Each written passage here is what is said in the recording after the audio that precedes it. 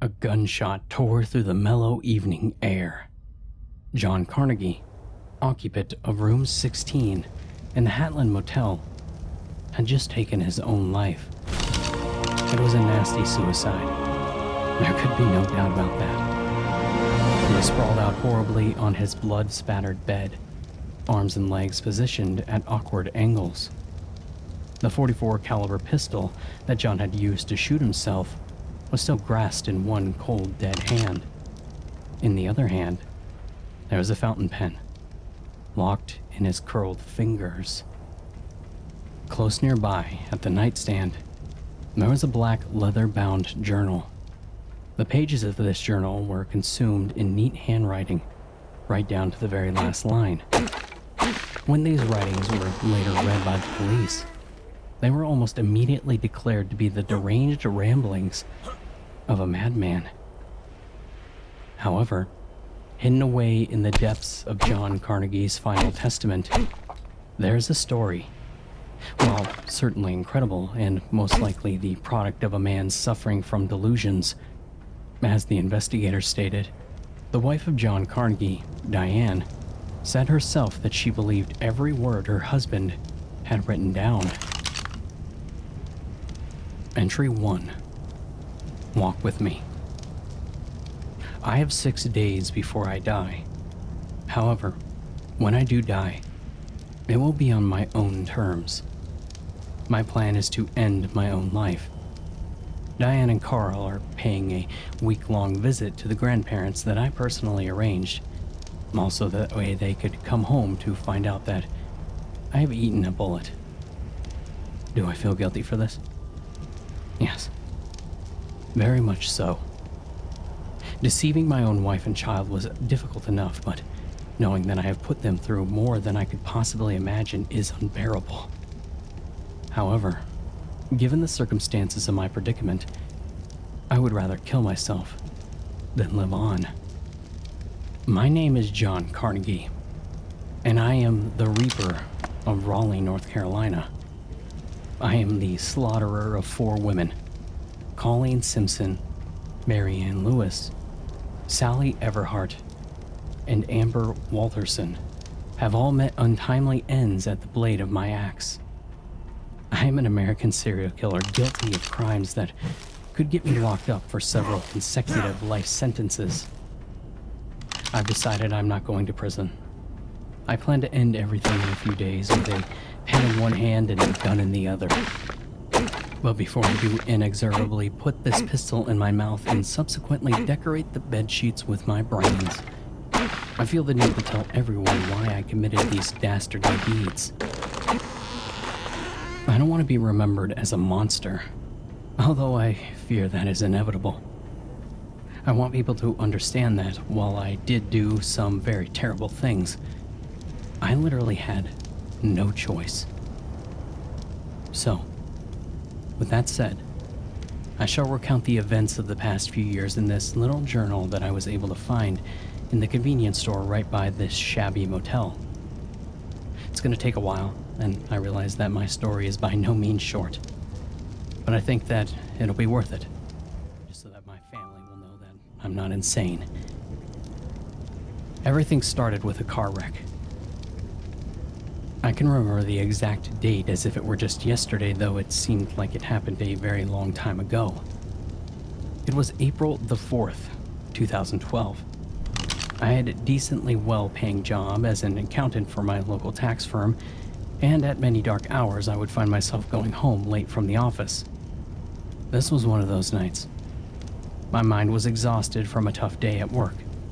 I promised myself that when I got home, I would have a nice cup of hot chocolate before settling down into bed. Coming upon an intersection in the road, I made what was possibly the worst mistake of my life. I ran a red light. Now, you have to remember that it was nearing midnight, and the streets were all but abandoned. This was something I actually did often, so I wasn't taken completely by surprise when the sharp beam of headlights pierced through my windows of my car. I didn't really even have time to react. I was trying to make the split-second decision on whether I should brake or accelerate when the car hit me. Everything happened incredibly fast. There was an immediate boom as my car was impacted. I was vaguely aware of the sounds of glass shattering and tires screeching. I tried to move my arms, but realized in a daze that the airbag was deployed, restricting my movement. And the next thing I knew, I was spinning. My entire world became a twisted carnival ride that was careening out of control. Then I went for a steep dive into a ditch, hit my head, and blacked out. What followed was the most painful experience of my life, or more accurately, my temporary death. For an infinitesimal amount of time, everything was simply black. Then I began to fall. I couldn't see anything, but I was gathering speed, and I could feel merciless hot winds tearing at my body as I plunged downwards. I kept expecting to wake up with a sharp jerk in the stomach, as everyone has woken up from a dream in this way at one point or another. But surprisingly, that didn't happen. Instead, I landed in the grounds of hell. To even try to describe this abomination of a place would be pointless. I would have to go on for hours talking about the pure vileness of it all. It was a world of pain, far worse than anything or anyone could ever imagine. The things that I saw in there were considerably scarier than any living man could have the displeasure of viewing, and I dare try not to put them to paper.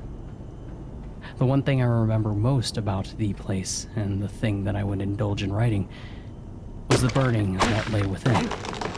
The flames that licked their greedy lips upon my body, scalding every inch of me while I cried out in endless pain. And of course, there was the beast. The beast approached me leisurely, walking through the flames on its two padded paws like it was nothing at all. It didn't appear to be capable of feeling the burn. With every movement it made, its cloak swished about his animalistic ankles, a cloak made of human scalps that had been woven together by the strands of hair attached to withered flesh.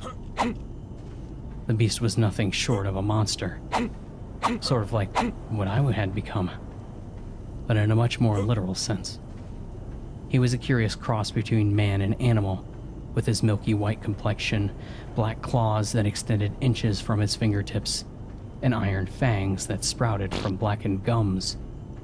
Massive horns of ornate ivory protruded from its forehead. Its human face was old and wrinkled. His hair was a long, natural black that caressed his shoulders and cascaded down his back.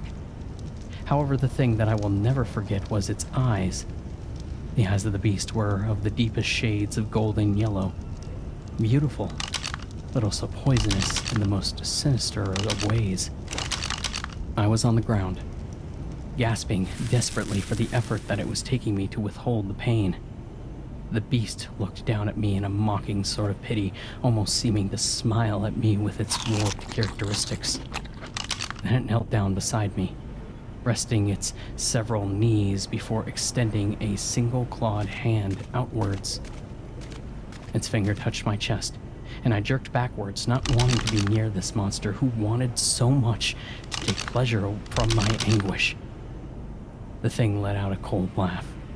Suddenly I was immobilized, and even on the inside I was screaming, on the out I was remaining completely still, incapable of doing anything at all as the beast reached out its claw and stroked my chest. Gently at first, before digging in, ripping in 6 concise movements across my torso, 5 of these being straight lines and 1 of them being circular. I was being attacked mentally just as well as physically. Memories of evil were being projected into my head. I was forced to look at terrible images. A mother being murdered before her children, a young boy pulling out his teeth one by one with a set of pliers, a man having his legs cut off while spectators watched in horrid fascination. Then, it was the beast itself, screaming its name, Castor, over and over in my head. When he withdrew, I was once able to move, and when I looked down upon myself, I discovered that a pentagram had been carved into my chest by the mighty claw of Castor. I had been marked by a demon.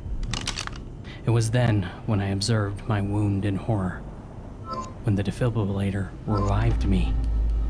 My eyes snapped open, and for a moment, I could not see. Then my vision cleared, and I stared into the masked faces of the paramedics above. I had died, and had paid a visit to hell. It took the nurses a while to subdue me. I was screaming at all of them, trying to get them to understand my terror. Hell existed. It was very real, and it had almost claimed me. I was still spitting and reeling in my constraints when I felt the room begin to spin. I woke up again later, this time not to the faces of paramedics and doctors, but to my son and daughter. All of the horrible things that had happened in the last few hours, the car crash, the trip to hell, and Castor, suddenly vanished. Diane showered me with her love, kissing me all over and asking me again and again, "Are you all right?" She pressed her hand against my cheek, looking into my eyes with the sincerest of concerns. Then there was the endless parade of questions. "John, look at me in the eye. Tell me, how did this happen? Where's the person who did this to you? What were you thinking, running a red light?" Carl was bursting with excitement to see me, and despite my best efforts, I had a difficult time trying to wrap my arms around him, what with my various bandages and other restricting forces, and despite my best efforts. He asked me a few questions on his own, including, "Dad, will you be able to finish my treehouse?" I had been working on a treehouse for Carl and his friends for about 5 weeks. I had done it as a sort of recreational project. I estimated that it would be finished in a couple of months. I smiled at him, stroking his hair, and responded, "Yeah, of course I will, Carl. I can still do that." Then, with a sudden, vehement anger that you often see on the faces of toddlers when they don't get what they want, he let loose his resentment in a furious demand, saying, "Where's the guy who did this to you? And why haven't you kicked his ass yet?" To this, I could only give laughter, and while Diane gasped and called for him to tell her at once where he had learned such language, I stared at her with love while she scolded him, pointing a finger and absent-mindedly tucking a strand of golden hair behind her ear. I always knew that she would be a good mother. Diane was, and still is, the most gorgeous woman on the planet to me. I remember seeing her in college for the first time, in a large crowd of people. A single blonde head of hair caught my attention, and I sped up, nudging my way past people, thinking it was an old friend of mine. You can probably imagine my surprise when I finally caught up with this person and was faced with a very pretty girl that I had never met before instead of a buddy from high school. "Hey, sorry about this. I thought you were someone else." With that phrase spoken, I turned and was about to make my escape when she replied, "Hey, yourself. Where are you going? Aren't you gonna miss me?" I swiveled in place, taking in another good look at this mysterious girl. She had the bluest eyes I had ever seen, which were flickering with humor. "I'm heading to my accountant class. What about you?" Her head nodded slightly. The bemused half-smile on her face was never fading. "I have art class. Say, where are you going a second ago? If your class is accounting, then we could both be moving in that same direction." Bathroom," I stammered, face reddening. "There's a bathroom in the hall up ahead. Come here, walk with me." Why she was suddenly so accepting of me, I will never know. All of my other failed romances had left me with the mentality that I was probably going to be a bachelor for as long as I lived.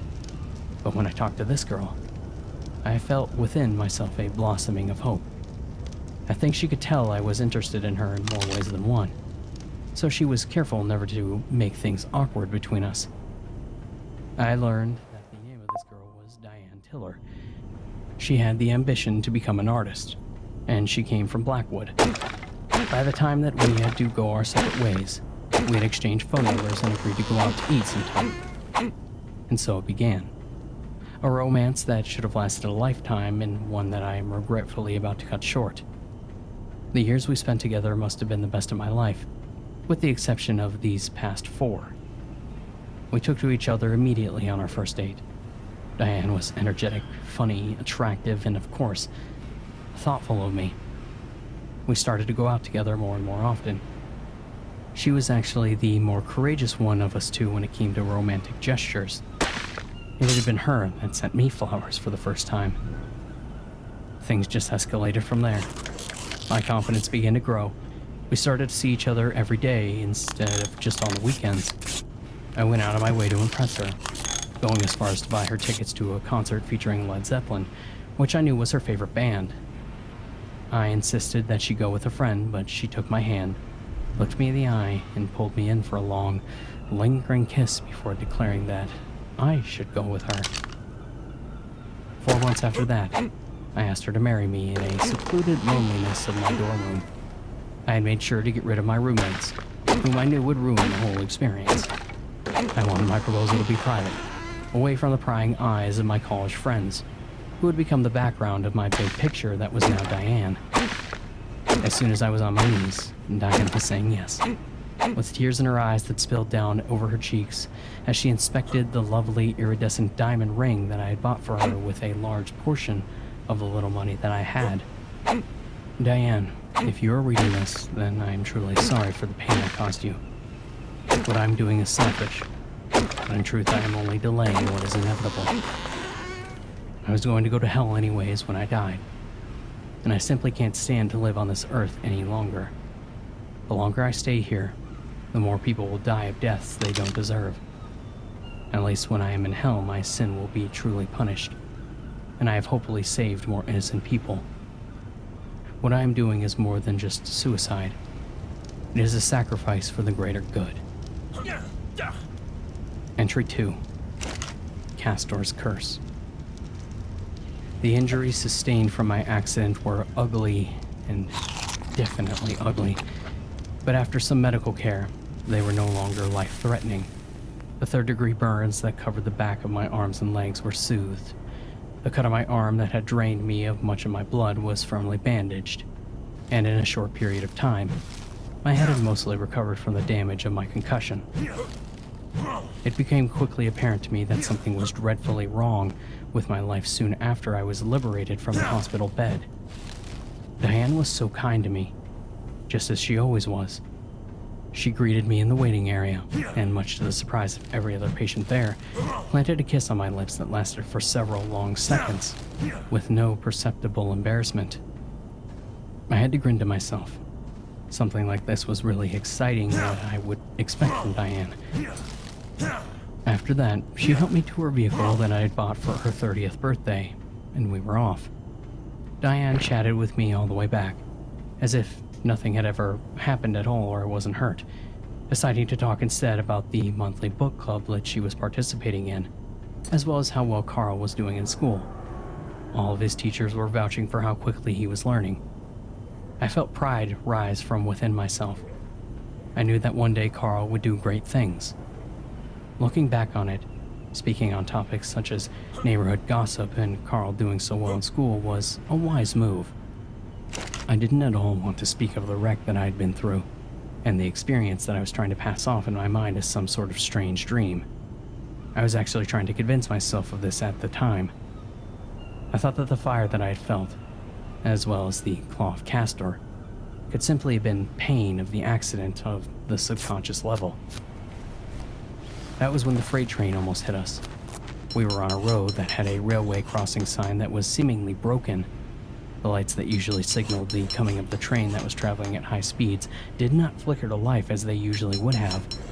The red and white bars didn't make their sudden crisscross about our path to home. Instead, the approaching train hurled from between the squeaky pines like a 1,000-pound metal wildcat. I was quick to react.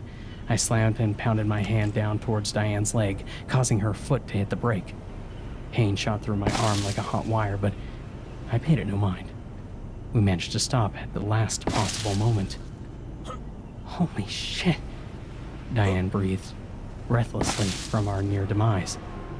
I had given her a small bruise from the impact of my hand on her leg, but it was of little consequence when compared to what could have possibly happened. She started to rant, I swear to God, I'm going to sue. Aren't these railways supposed to be, like, inspected or something?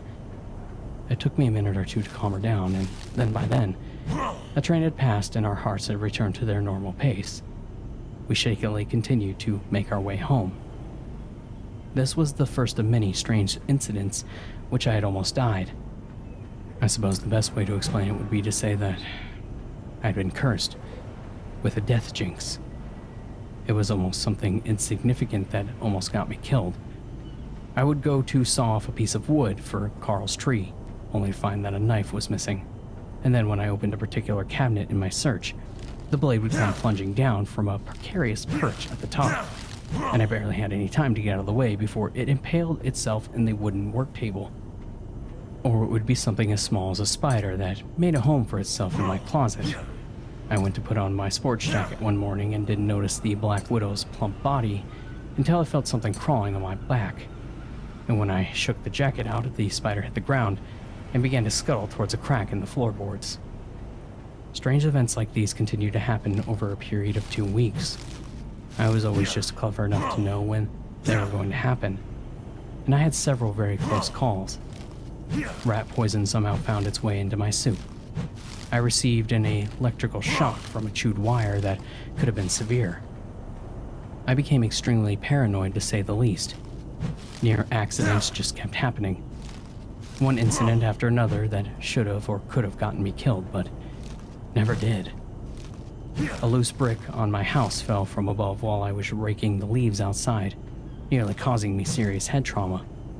While I was carrying the shards of broken glass out to our trash can, a protruding branch just outside the back door nearly made me trip and spear myself. The first few times this happened, I tried to pass it off as nothing more than a strange coincidence. But eventually, I realized that there was something more ominous going on. I stayed indoors all day, going as far as to call further injury leaving on my job for fear of another wreck. I did not understand at the time what was happening to me, and I prayed feverishly every day, night and day, for God to help me. I had never been particularly religious before then, but events such as these tend to bring the idea of divine intervention to light in a positive way. Suddenly, I was indulging in prayers that I had been taught in my Catholic upbringing. Diane and Carl were both very concerned. They didn't understand why I was acting the way that I was. One afternoon, Diane approached me, and I was pretending to watch a football game in the secluded loneliness of the master bedroom when I heard a knock on the door. Without waiting for approval, Diane stuck her head in. "What is it, sweetheart?" I asked with a sigh. She stepped into the room slowly, as if treading on ice. She was wringing her hands and biting her lower lip. "What is it, Diane? Come on, you can tell me." "What's wrong with you?" "Huh? You know what I mean, John. You never come out of your room anymore. What's happening?" "It's nothing.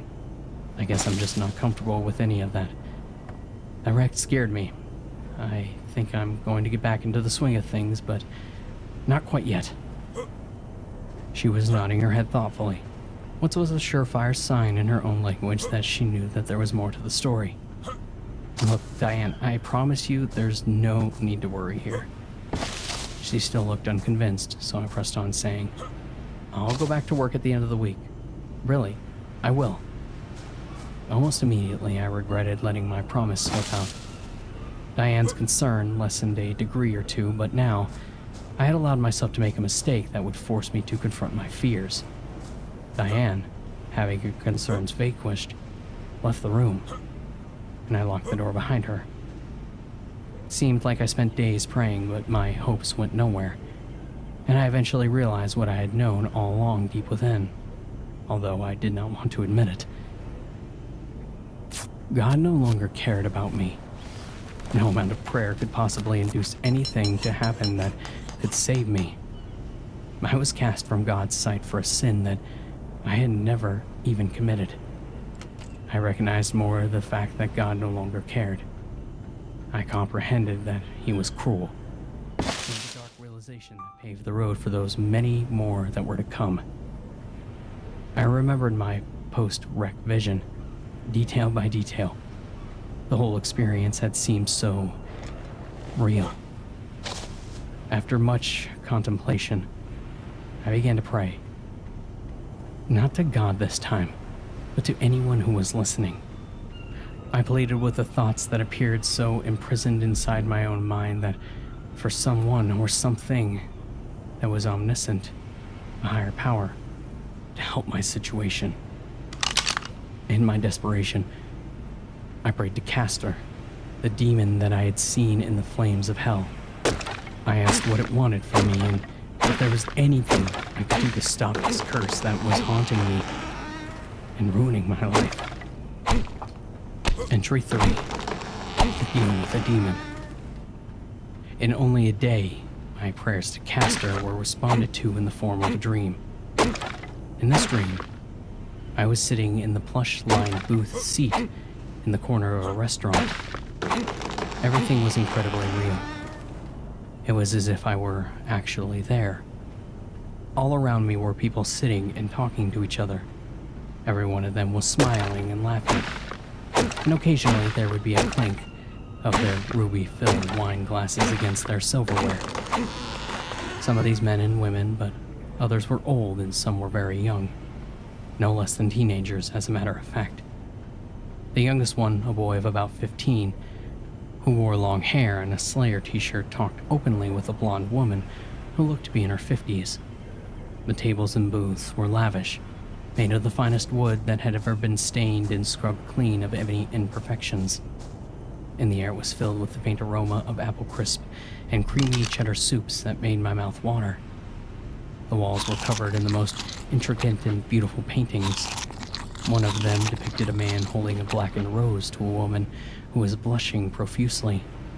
Another showed a picturesque country road that was partially obscured by the towering orange autumn trees, and, oddly enough, paved bright red. The gentle twang of a harp being played by slender fingers gave the place a sense of comfort and well-being. I craned my neck, looking for the unseen player of the harp. That is when I caught sight of the beast, and yet he was not the beast.